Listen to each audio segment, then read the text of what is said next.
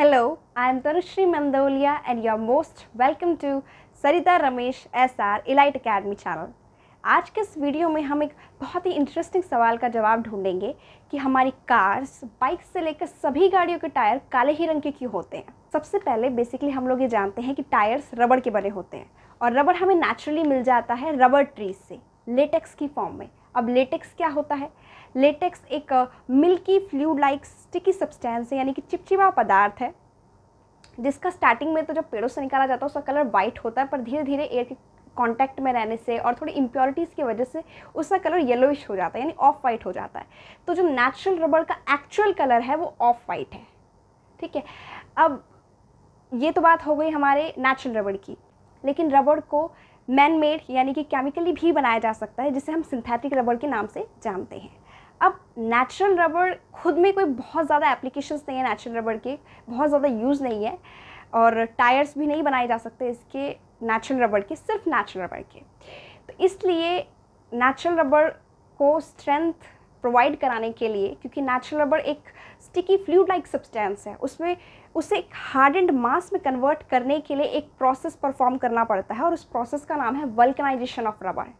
अब देखिए, vulcanization of rubber process के अंदर क्या करना होता है, रबर को इलास्टिसिटी और उसकी स्ट्रेंथ बढ़ाने के लिए रबर को हीट किया जाता है सल्फर की प्रेजेंस में। उससे क्या होता है कि जो रबर के मॉलिक्यूल्स होते हैं वो 3 डायमेंशनल पॉलीमर क्रॉस लिंकिंग में बन जाते हैं, जिसकी वजह से इनमें बहुत ही अच्छे बॉन्ड हो जाते हैं और जो रबर होता है नेचुरल रबर हमारा वो हार्ड हो जाता है।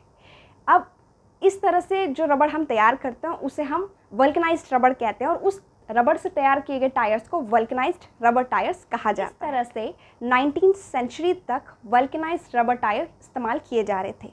फिर टायर की कहानी में आता है एक नया किरदार, कार्बन ब्लैक। जी हाँ, 19th सेंचुरी के बाद से वल्कनाइज्ड रबर टायर्स में कार्बन ब्लैक ऐड किया जाने लगा, जिसने कि रबर टायर्स की स्ट्रेंथ कई गुना ज़्यादा बढ़ा दी। यहाँ तक कि कार्बन ब्लैक के कमाल की वजह से जो वल्कनाइज्ड रबर टायर पहले 8000 किलोमीटर चल पाते थे, अब वही टायर कार्बन ब्लैक ऐड करने के बाद से 1 लाख किलोमीटर तक चल पाने में सक्षम थे। और हाँ, कार्बन ब्लैक के काले रंग के होने की वजह से जब कार्बन ब्लैक टायर्स में ऐड किया जाने लगा तो टायर्स का रंग भी काले रंग का हो गया। तो कार्बन ब्लैक ही वो रीज़न है जिसकी वजह से गाड़ियों के टायर काले रंग के होते हैं।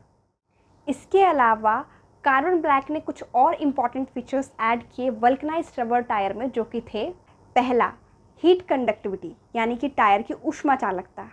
दूसरा, स्ट्रेंथ यानी कि टायर की मजबूती। तीसरा, ड्यूरेबिलिटी यानी टायर का टिकाऊपन। चौथा, हार्डनेस यानी टायर की कठोरता। पांचवा, वियर एंड टियरिंग स्ट्रेंथ यानी कि टायर की घिसने और फटने की ताकत। छठा, यूवी रेज डिग्रेडेशन यानी कि टायर की यूवी किरणों का क्षरण। अगर मैं बात करूं हमारे पहले पॉइंट हीट कंडक्टिविटी की, तो इसे हम इस तरह से भी समझ सकते हैं कि जब रोड पर गाड़ी चलती है तो पहले तो उस गाड़ी का लोड और चलते हुए टायर में रोड की सरफेस के साथ जो फ्रिक्शन पैदा होता है, यानी कि उसमें जो घर्षण पैदा होता है, उससे ऊष्मा का उत्सर्जन होता है, यानी कि हीट प्रोड्यूस होती है, जिससे कि टायर गर्म हो जाता है। तो टायर का घिसना और फटने की संभावना बढ़ जाती है हीट के प्रोड्यूस होने की वजह से। यहाँ पर टायर में यूज़ किया गया कार्बन ब्लैक एक हीट एब्जॉर्बर की तरह काम करता है, जिससे कि टायर के घिसने और फटने की संभावना कम हो जाती है।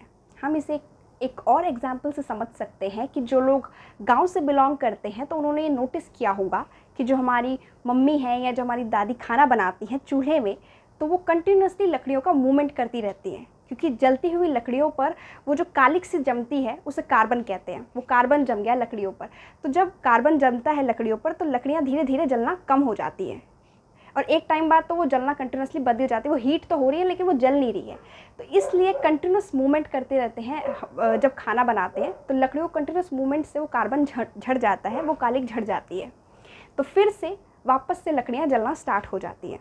मैंने आपको ये एग्जाम्पल इसलिए दिया है क्योंकि कार्बन ब्लैक एक अच्छा एब्जॉर्बर है हीट का।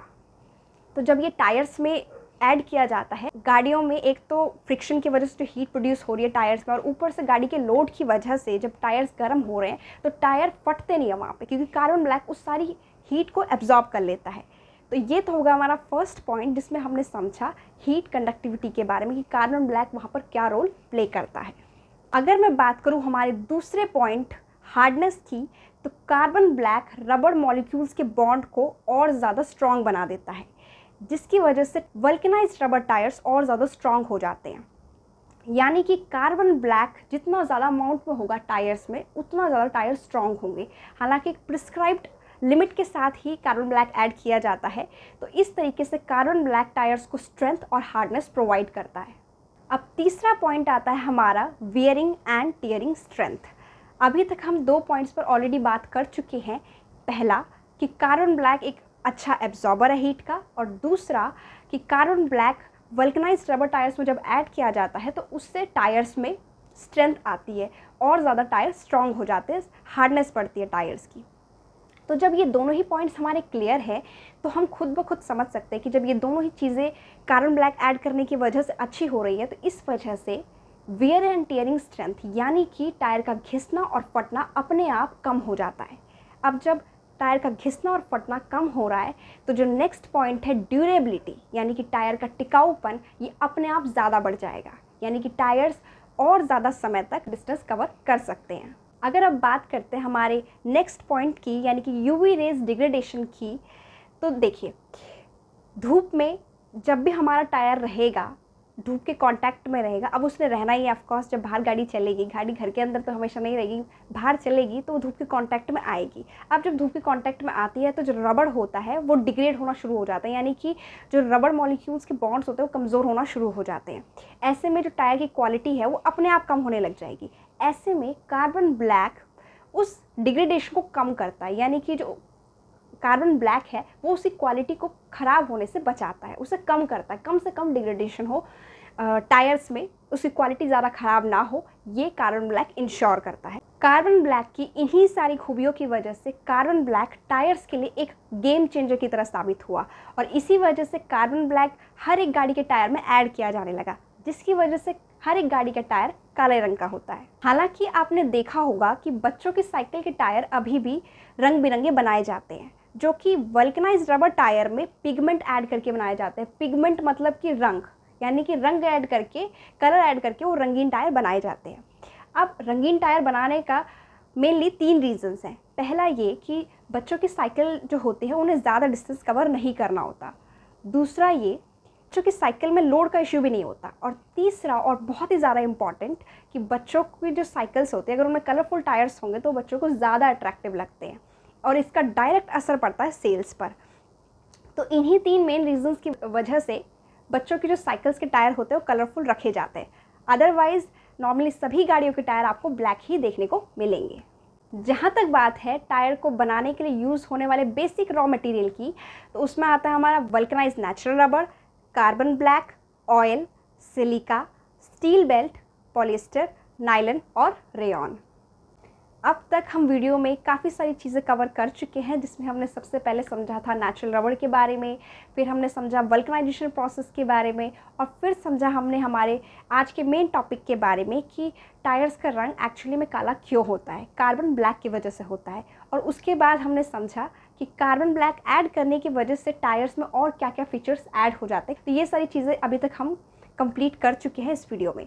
अब आज की वीडियो को और लंबा न खींचते हुए आज की वीडियो को यहीं तक रखेंगे, और नेक्स्ट पार्ट में हम सीखेंगे कि टायर की ट्रेडिंग क्या होती है और टायर के स्पेसिफिकेशंस क्या होते हैं। इन सब के बारे में हम डिटेल में समझेंगे नेक्स्ट वीडियो में। तो अगर आपको आज का वीडियो अच्छा लगा है तो do give it a big thumbs up, और अगर आप चैनल पर नए हैं तो सब्सक्राइब करें हमारे चैनल सरिता रमेश SR इलाइट अकेडमी को।